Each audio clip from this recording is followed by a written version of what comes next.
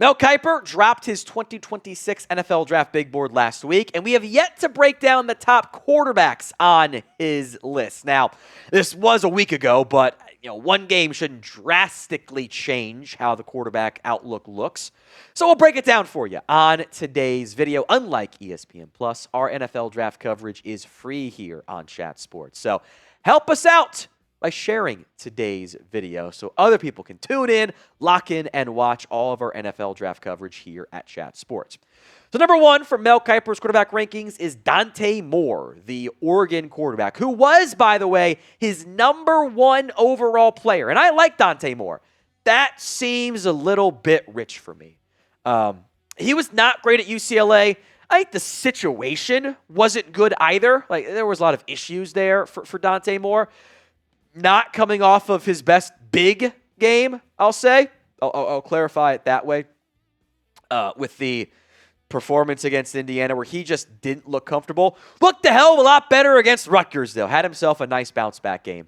I was a little surprised to see Mel Kiper list Dante Moore as his number one overall player in the 2026 NFL Draft. There's plenty of things to like, but a common trend in general with this quarterback class is it's kind of a small sample size. So how does that fit in with Dante Moore? And I think it's very early to anoint him as the best player.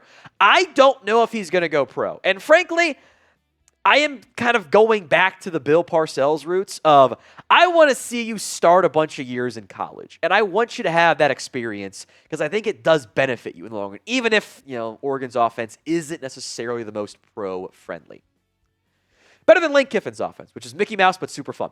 Number two, Fernando Mendoza out of Indiana, the Cal transfer. Indiana's doing more RPO stuff this year, but they've still done actual middle-of-the-field vertical shot stuff. Cal's offense did some real quarterbacking, and Mendoza will go through reads. Not that other quarterbacks don't, all of them, but there are several quarterbacks who man, it's first read and run. It's half-field reads, which makes so much sense for college, but it's such a different game when you get to the NFL. That was honestly Malik Willis. It was his issue. He did not do real reads, didn't attack the middle of the field, and he's had a very slow development curve as a result. Mendoza, he has more experience. If I had to pick a quarterback right now who I actually think is going to go pro, I think there are some big question marks on other guys, make a real argument for Mendoza number one, even if that's not necessarily the sexiest name in this year's class. Number three is Ty Simpson, and this is where the experience kind of raises some red flags. He has barely played football, at the college level, but he's been so good this year. Ty Simpson's been dealing for Alabama. He has repeatedly made big-time plays, Tennessee and Missouri, ranked opponents.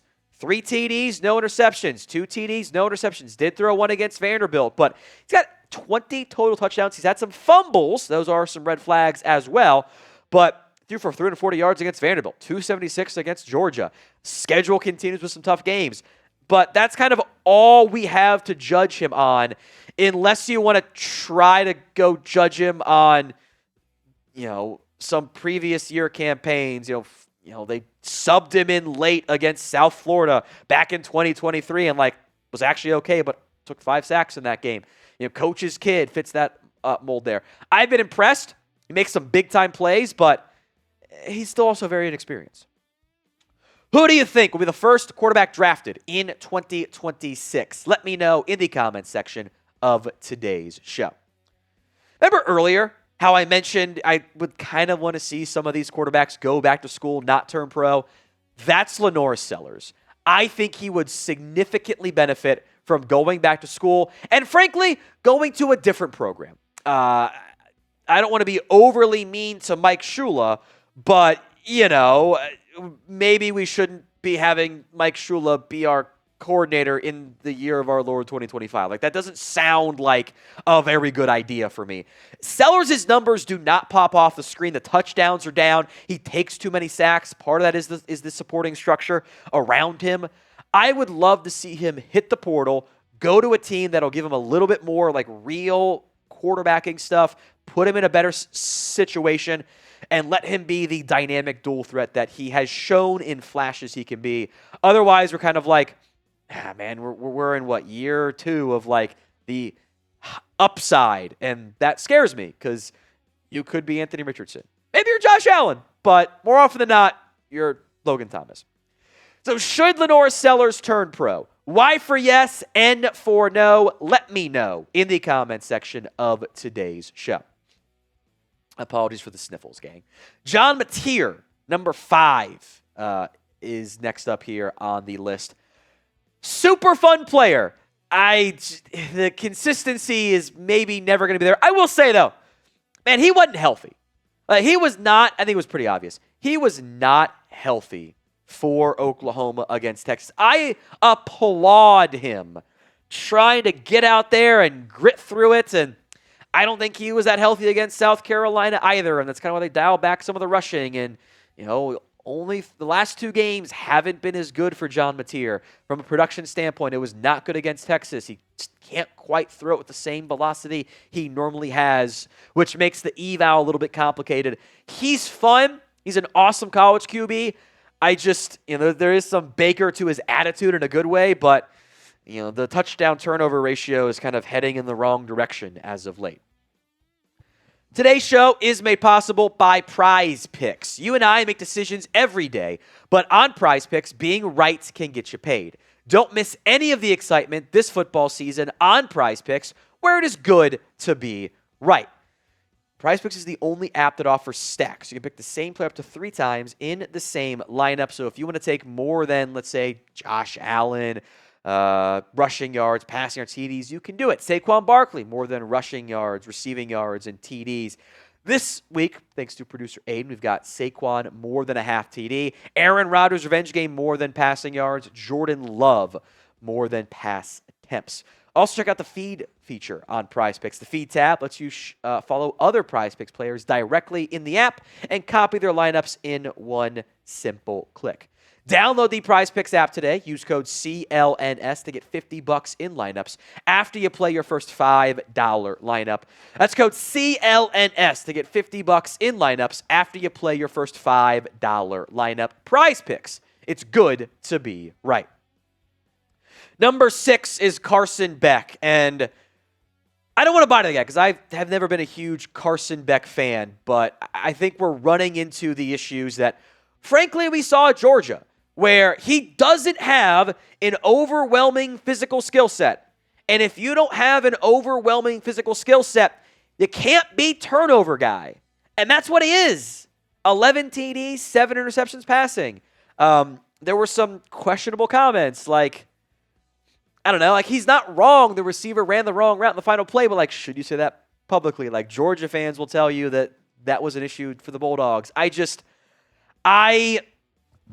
don't see the upside for Carson Beck, and I see too many mistakes to justify that downside. Number 7 is Garrett Nussmeier. I don't think he's healthy. He is not throwing the same way he did last year. His numbers are down as a result. But he's not dynamic mobile either, which I think is worth mentioning here. This is fine.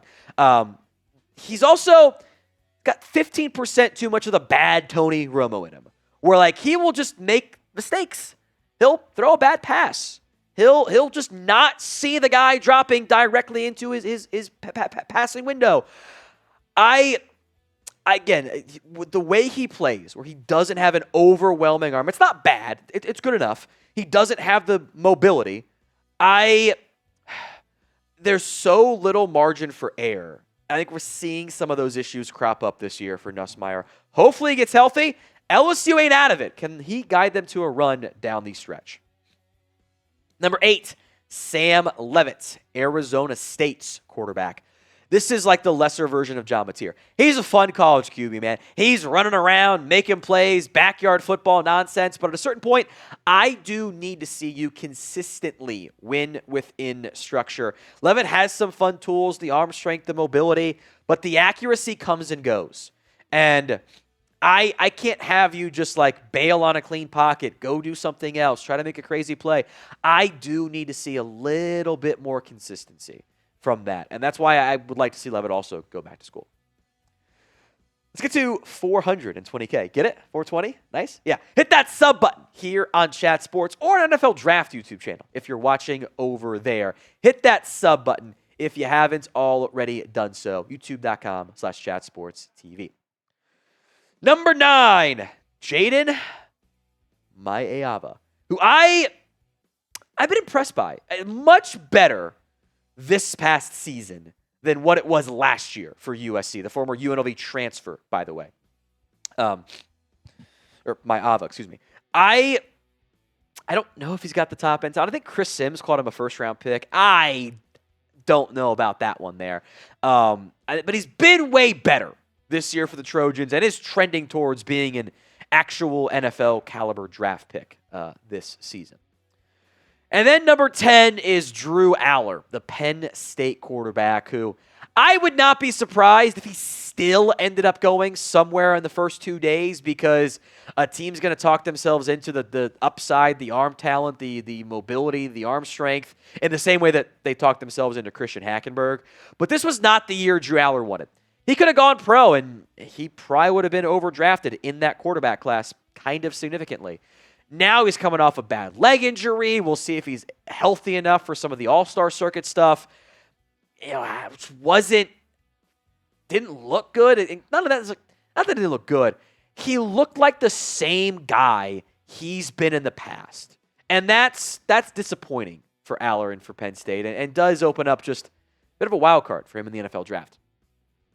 Some honorable mentions here from Mel Kiper. He mentions Josh Hoover, Taylen Green, and favorite story in college football, Trinidad Chambliss. I don't know if he can actually play real NFL football at the quarterback spot. Like, he's undersized, he's in the Lane Kiffin offense, but damn, he's fun, man. This is why. How can you not be romantic about college football in Trinidad Chambliss? Taylen Green is big, upside guy, athletic, but like not a consistent passer. Have been impressed by Josh Hoover. Big 12's got some solid QBs that could see them going back to school. For those of them who are eligible, by the way, including Brendan Sorsby out of Cincinnati, who was bad in week 1, has been a lot better since then. Credit to him. Sawyer, Robertson. There's a lot of the guys this year, like, yeah, they show flashes of, like, being a really good quarterback and, like, doing some good things, but, like, not really consistent. Like, Sawyer Robertson looks great against Oklahoma State, lights them up for nearly 400 yards and 4 TDs. Did that against SMU, 440 yards, 4 TDs. Lit up Auburn.